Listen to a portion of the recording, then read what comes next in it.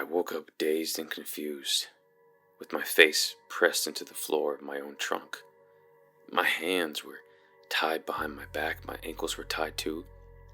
There was a towel shoved so tight across my mouth that every breath felt like I was pulling air through a wet cloth. For a few seconds, I had absolutely no idea where I was. Then I heard the latch above me click. The trunk opened, and a man I'd never seen before leaned over me, smiling like he had been waiting for this part all night. He watched me struggle for a second. Then he whispered, "Should have checked the trunk." I used to be obsessive about locking my car, like seriously obsessive. Especially when I was doing DoorDash, every pickup, every drop off, every gas station refuel. Lock the car, check the doors, keep moving. It was super annoying sometimes. I'd be standing outside a restaurant with 3 bags of food balanced in one arm, digging through my pocket for the keys because I'd locked the car without thinking. It was second nature. But I always told myself the same thing. It only takes one time. One time leaving the car open. One time assuming you'll be right back. One time thinking, it won't matter. And that night, I let myself think exactly that. It was one of those nights where everything was going right. If you've ever done DoorDash, you know the feeling. Short trips, good tips, food ready when you get there. Orders stacked so perfectly, it feels like the app finally decided to stop ruining your life. I was making more money than I expected, and honestly, I was feeling myself a little. The next order came from a local pizza shop I picked up from all the time. The workers knew me in that kind of casual way, not by name, but enough to hit me with a "What's up, boss?" when I walked in. The order was for a guy named Jake. 1 pizza, easy drive, good payout. I parked near the front, got out, and started toward the door. Then I heard it. That soft little click your car makes when the door doesn't close quite all the way. I turned back. My driver's door wasn't wide open, but it was just barely cracked. That tiny little gap where you can see the inside edge of the door. I remember looking at it and thinking, I should go back. But the pizza shop was right there. The order was ready. I was going to be inside for maybe 30 seconds. So I did the thing that almost got me killed. I said, "It's fine." And I walked away. Inside, everything was normal. The guy behind the counter saw me and pointed to the warmer before I even said anything. "Jake?" I asked. He nodded. "See you soon, boss." I grabbed the bag, thanked him, and headed out. My car was still there, but the door looked a little more open than before. Not enough to make me panic, just enough to make me stop for half a second. That right there should have been the moment. That right there was the universe giving me one more chance to be smart. Instead, I made excuses. I told myself, "Oh, it's just a win, it's fine." I put the pizza on the passenger seat. Then, just to calm myself down, give myself a chance to be smart, I looked into the back seat. It was empty. The floor, the seats, there was nothing there. I even leaned in a little. Still nothing. So, totally relaxed, I got in, shut the car door, started it, and hit the navigation. Jake was only about 8 minutes away. The car was quiet. Too quiet, maybe. I usually played music while I drove, but that night I wanted something different. So I opened YouTube and put on some random video. I kept skipping until it landed on one about horror movies where the villain wins. I remember thinking that was funny. Not funny like a joke, more so funny like bad timing. I pulled onto Crescent Avenue with the dashboard glow in my hands, the pizza smell filling the car, and the video playing low through the speakers. A few minutes in, I got this feeling. Not a sound, not movement, just the feeling that something was looking at me. I checked the rearview mirror, backseat was empty again. I checked the side mirror, nothing. There was a car right next to me in the left turning lane, so I figured maybe that driver was staring at me. People do that sometimes. You feel eyes on you and your brain turns it into a threat. The light turned green. I kept driving. Then that feeling came back, stronger this time. It wasn't like what I thought with the driver to the left of me. It hit me right between my shoulders, like someone was leaning forward behind me. I could feel a presence with me in the car. I flicked my eyes to the mirror again. Nothing. Then I checked the right side mirror as I started to turn, and I saw it. Just for a second, a head, low, behind the back seat, not sitting up all the way, not in the seat, lower than that, like someone was folded into the trunk space, peeking through the gap between the seat and the head cushion. I only saw part of his face, his forehead and eyes, wide, still eyes, watching me through the mirror. My foot came off the gas. The car behind me laid on the horn. That snatched me back to reality. I wasn't moving. I jerked forward through the turn, my heart pounding so hard I could feel it in my throat. I looked again. Nothing. The mirror showed the same empty backseat as before. No head, no eyes, no movement. For the next few blocks, I kept telling myself I just imagined it. I was overworked. I had a horror video playing. The door thing had already made me a little paranoid. That's all. I was almost able to believe that by the time I reached Jake's house. He came out before I got to the door. Nice guy.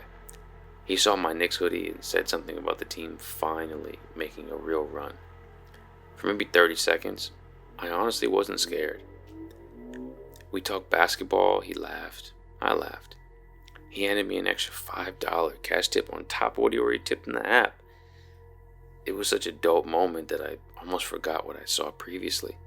So I walked back to my car, and before I even opened the door, I saw the hair again, low, behind the back seat. This time I didn't move. I just stood there with my hand on the door handle, because now I knew there was someone in my car.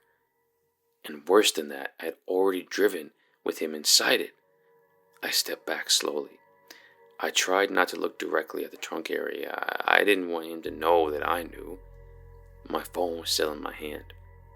I opened it and fake scrolled like I was checking the app. Then I called 911. I kept my voice really low. I told them I was a delivery driver. I told them someone was hiding in my car. I gave the address. The dispatcher told me 2 units were on the way. ETA was about 5 minutes. And now 5 minutes doesn't sound like a long time until you're standing just a few feet away from your own car, wondering if the person inside is about to do something absolutely insane. The dispatcher told me to stay back. I did at first. But then I saw the car shift and kind of wiggle around, just slightly, like weight was moving inside. The trunk area dipped, then rose. I remember thinking, if he gets out before the cops get here, I'm totally alone and exposed. So I did something I'd go back and forth on. I moved closer. Not because I was brave or anything, but because panic makes you negotiate with really, really stupid ideas. I kept the dispatcher on the line to be safe. My hands were still shaking. Every step toward the back of the car felt heavier than the last. The street was totally quiet by this point. Jake's porch light was behind me. Somewhere far away, a dog barked and it made me shake a little bit. I reached the trunk. My thumb hovered over the button. The dispatcher said something, but I really couldn't hear her. I just pressed the trunk button. I wanted to get this over with. The trunk latch clicked. Then the door lifted with that slow mechanical whine. This was it. I was going to see him. The man with the hair, the eyes, the person who had been watching me, waiting for something. But the trunk was empty. No man, no movement, no body curled inside. For 1 second, I honestly felt super embarrassed, like maybe I really was just imagining the whole thing.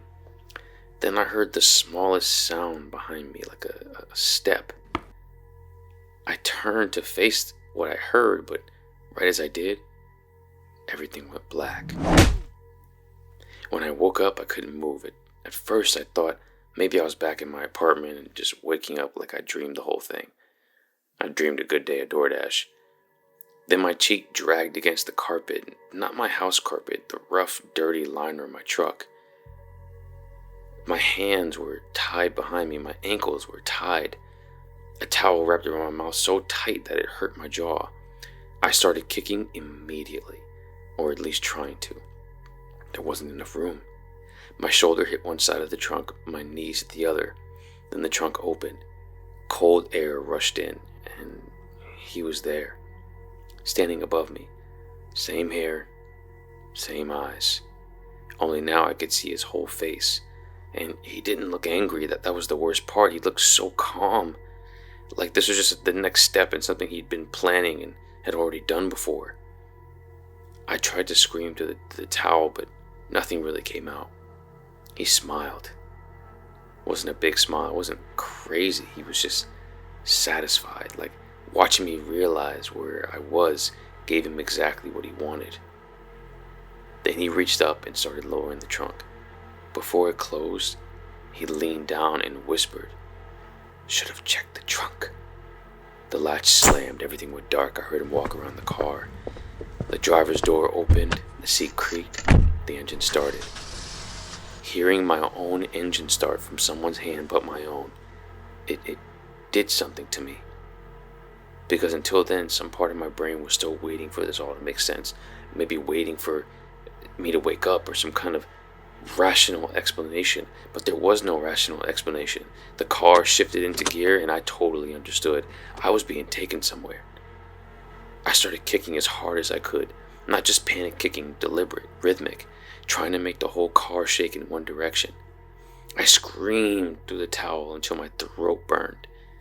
The car moved 1 foot, 2 feet. Then red and blue lights flashed through the tiny gaps around the trunk. Thank goodness. At first, I thought I imagined it, like it was just too perfect.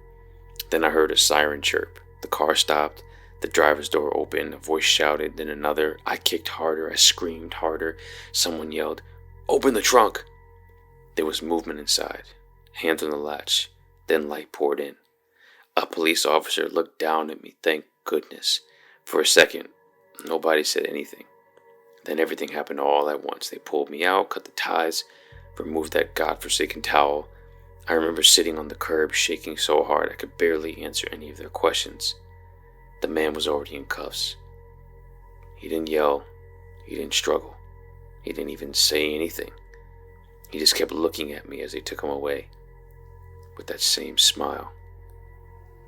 After my statement, they let me call someone to come get me. But before I left, I checked my car. Every seat, every floorboard, under the seats, behind the seats, the trunk, the spare tire well. I checked it all. Then I checked it again, and again, and again.